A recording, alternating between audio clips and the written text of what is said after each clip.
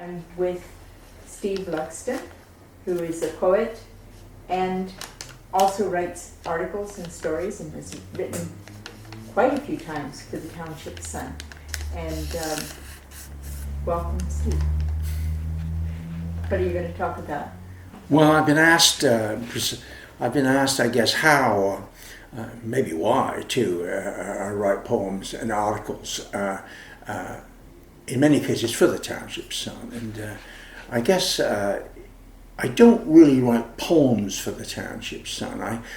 It's a good question. Who do I write poems for? I don't completely write them for myself, obviously, because I want people to read them. But I have a sense of an audience, and certainly in some cases I hope it includes the audience of the Townships Sun. I think in regards to poems, I think there are certain poems, in regards, to the Townships Sun, there are certain poems which are, how shall we put it, more, more copacetic to the Townships Sun. I think poems which tell stories, for example, and often comic poems. So not yuck comic poems, but just poems which have a kind of a wry look at the world. I mean, in a sense, journalism to some degree should be entertaining, I think. But in terms of articles, my advice, if I have any advice, my fundamental advice is write about something that has really interested you, like something you're curious about.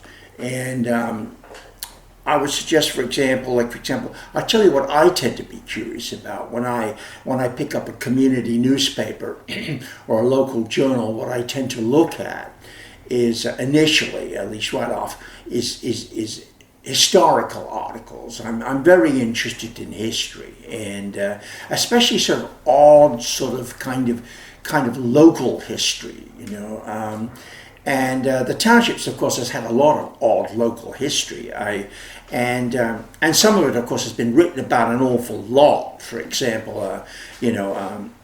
I think his name was Ball, the eccentric inventor who built the gun with the gigantic long barrel intended to shoot a shell into orbit, and who, not the shell, but the inventor ended up dead, possibly assassinated by the Mossad in Europe to prevent him from marketing this gun. That's been written about a lot, as has, for example, the buying up of large quantities of real estate in North Hatley by an agent of the Saudi Arabian elite. Right, this novel has been written about that.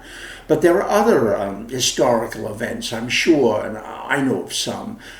For example, I wrote a poem about Jefferson Davis, who you probably know, spent a year or two in and around Lennoxville, but I've never seen an extensive article on what he did here. I understand, in fact, he was essentially hired by the local copper company as to an agent and a public relations man to be sent to England to raise money for copper exploitation. And look into other individuals, historical individuals who did this. In fact, individuals per se make odd and eccentric individuals make very good articles. There are other things, though, other good subjects. I think, for example, industry in the area, right? There have been some odd industries in this area which very little have been written about, or not recently. Like, for example, apparently there was a factory in Coaticook that was the foremost, if not the sole producer of garden ornament pink flamingos at one time, and there have been, I believe there was a factory, it may still exist to some degree, in Sherbrooke, which was one of Canada's major hockey stick producers. And there are all sorts of very interesting industries, and nearly every small town in the 19th century, every small town who had fast running water and a mill and an electrical supply, had an industry of some sort, often agriculturally connected, which raises another interesting subject, and that is when you read about the townships, it's very, I mean, local material. It's you don't read much about agriculture, and agriculture, it was the premier industry of the Eastern Townships, and you still don't read much about agriculture. And I find myself, partly it's because I guess people from an agricultural background have not been encouraged to write about their background. I don't know, but I find it interesting and fascinating. I mean, Eastern Townships in the 19th century, you know, was there were a succession of different domestic animals. At one time, it was a major producer of sheep, okay. At another time, it was one of the central dairy producers, apparently, of North America, and in fact its dairy products were being shipped as far as New Zealand, okay.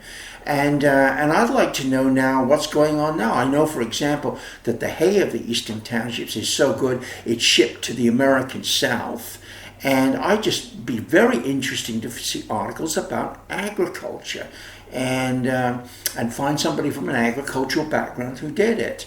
And these are subjects, and local musicians, for example, is another subject. And of course, local writers, which I'm going to write some articles about. There's some very well-known and famous Canadian writers from this area. I mean, there's Ralph Gustafson, Louis Dudek, D.G. Jones, Robert Allen, all very interesting and quite brilliant writers. And all of these are subjects which remain, at least to be, if not explored, to be further explored.